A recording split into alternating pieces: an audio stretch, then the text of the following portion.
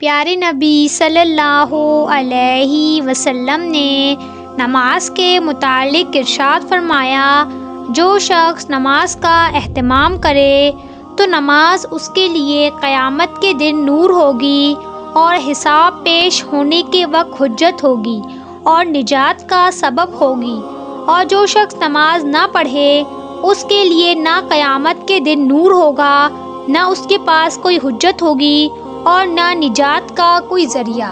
اس کا حساب فرعون، حامان اور ابی بن خلف کے ساتھ ہوگا۔ فرعون کو تو ہر شخص جانتا ہے کہ وہ کس درجے کا کافر تھا، حتیٰ کہ اس نے خدائی کا دعویٰ کیا تھا، اور حامان اس کا وزیر تھا۔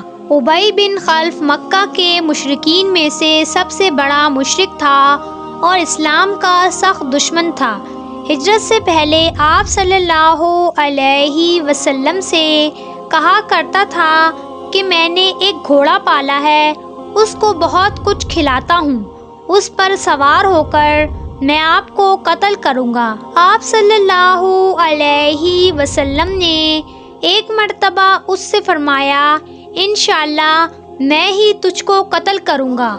احد کی لڑائی میں وہ آپ صلی اللہ علیہ وسلم کو تلاش کرتا اور کہتا کہ اگر وہ آج بچ گئے تو میری خیر نہیں۔ جب وہ آپ صلی اللہ علیہ وسلم کے قریب ہوا تو آپ نے برچھا اٹھا کر اس کو مارا، جو اس کی گردن پر لگا اور ہلکی سی خراش اس کی گردن پر آ گئی۔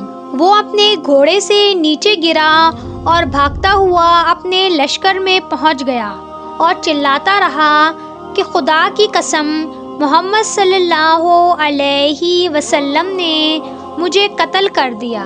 کفار نے اسے اطمینان دلایا کہ معمولی سی خراش ہے، فکر کی کوئی بات نہیں، مگر وہ آگے سے کہتا، محمد صلی اللہ علیہ وسلم نے مکہ میں مجھ سے کہا تھا کہ میں ہی تجھ کو قتل کروں گا، خدا کی قسم اگر وہ مجھ پر تھوک بھی دیتے تو میں مر جاتا۔ ابو سفیان نے اسے شرم دلائی کہ اس ذرا سی خراش سے اتنا چلاتا ہے۔ اس نے کہا، تمہیں خبر بھی ہے یہ کس نے ماری ہے؟ یہ محمد صلی اللہ علیہ وسلم کی مار ہے۔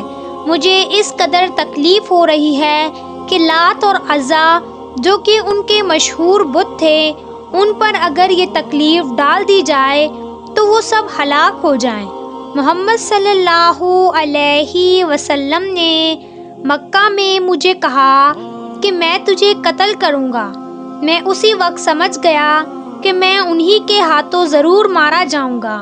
چنانچہ مکہ مکرمہ پہنچنے سے پہلے ہی وہ راستے میں گر کر مر گیا۔ ہم مسلمانوں کے لیے غیرت اور عبرت کا مقام ہے۔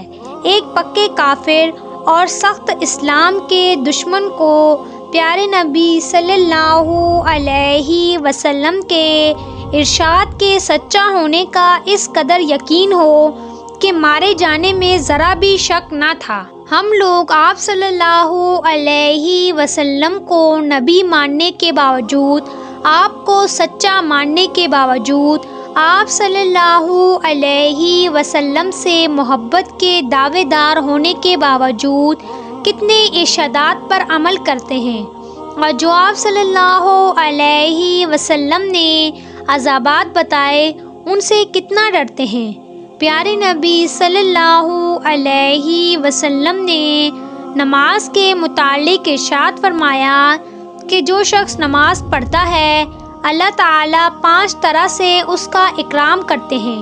ایک تو یہ کہ اس پر رزق کی تنگی ہٹا دی جاتی ہے، دوسری یہ کہ اس کو عذاب قبر نہیں ہوتا، تیسری یہ کہ قیامت کے دن اس کا نامہ اعمال اس کے دائیں ہاتھ میں دیا جائے گا، چوتھی یہ کہ پل صراط پر سے بجلی کی طرح گزر جائیں گے، پانچویں یہ کہ بغیر حساب کتاب جنت میں داخل ہوں گے۔ اور جو شخص نماز میں سستی کرتا ہے اس کو 15 طریقے سے عذاب ہوتا ہے، 5 طرح سے دنیا میں، 3 طرح سے موت کے وقت، اور 3 طرح سے قبر میں، اور 3 طرح قبر سے نکلنے کے بعد۔ دنیا کے 5 تو یہ ہیں: اول یہ کہ اس کی زندگی میں برکت نہیں رہتی، دوسرا یہ کہ اس کے چہرے پر سے نور ہٹا دیا جاتا ہے، تیسرا یہ کہ نیک کاموں کا اجر ہٹا دیا جاتا ہے، چوتھا یہ کہ اس کی دعائیں قبول نہیں ہوتی، پانچواں یہ کہ اس کی روزی میں برکت نہیں رہتی۔ موت کے وقت کے 3 عذاب یہ ہیں، اول ذلت سے مرتا ہے، دوسرا بھوکا مرتا ہے، اور تیسرا پیاس کی شدت میں موت آتی ہے۔ اگر سمندر بھی پی لے تو پیاس نہیں بجھتی۔ قبر کے 3 عذاب یہ ہیں، پہلا یہ کہ اس پر قبر اتنی تنگ کر دی جاتی ہے کہ پسلیاں ایک دوسرے میں گھس جاتی ہیں، دوسرا قبر میں آگ جلا دی جاتی ہے، تیسرا قبر میں ایک سانپ ایسی شکل کا اس پر مسلط کیا جاتا ہے جس کی آنکھیں آگ کی ہوتی ہیں، ناخن لوہے کے، اور اس کی آواز بجلی کی کڑک کی طرح ہوتی ہے۔ وہ کہتا ہے کہ مجھے میرے رب نے تجھ پر مسلط کیا ہے اور عذاب دینے کے لیے، تو نماز نہیں پڑھا کرتا تھا۔ وہ اسے قیامت تک عذاب دیتا رہتا ہے۔ قبر سے نکلنے کے بعد کے عذابات یہ ہیں، اول حساب سختی سے لیا جاتا ہے، دوسرا یہ کہ اس پر اللہ تعالیٰ غصہ ہوں گے، تیسرا یہ کہ اسے جہنم میں داخل کر دیا جائے گا۔ قرآن مجید میں اللہ تعالیٰ ارشاد فرماتے ہیں کہ نماز بے حیائی اور برے کاموں سے روکتی ہے۔ آپ صلی اللہ علیہ وسلم نے ارشاد فرمایا، جس شخص کی ایک نماز بھی فوت ہو گئی یا رہ گئی تو گویا وہ ایسا ہے کہ اس کا گھر کے لوگ اور مال و دولت سب چھین لیا گیا ہو۔ آپ صلی اللہ علیہ وسلم نے فرمایا، جب اللہ تعالیٰ ناراض ہوتا ہے تو رزق نہیں چھینتا بلکہ سجدے کی توفیق چھین لیتا ہے۔ جب کبھی ہم سے نماز چھوٹ جائے، ہمیں سوچنا چاہیے کہ آخر اللہ تعالیٰ ہم سے کیوں ناراض ہے، اتنا ناراض کہ ہمیں اپنے سامنے کھڑا ہونے کے قابل بھی نہ سمجھا۔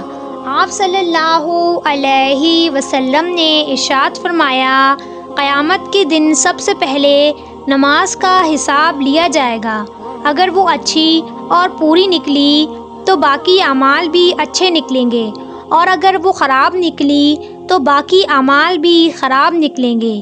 آج ہمارا حال کیا ہے؟ ہم نمازوں کا اہتمام کرتے ہیں، اپنے گھر میں نماز کی اہمیت بتاتے ہیں، ہر شخص کو اپنا حال خود معلوم ہے۔ اللہ تعالی ہم سب کو 5 وقت کی نماز پڑھنے کی توفیق عطا فرمائے، آمین۔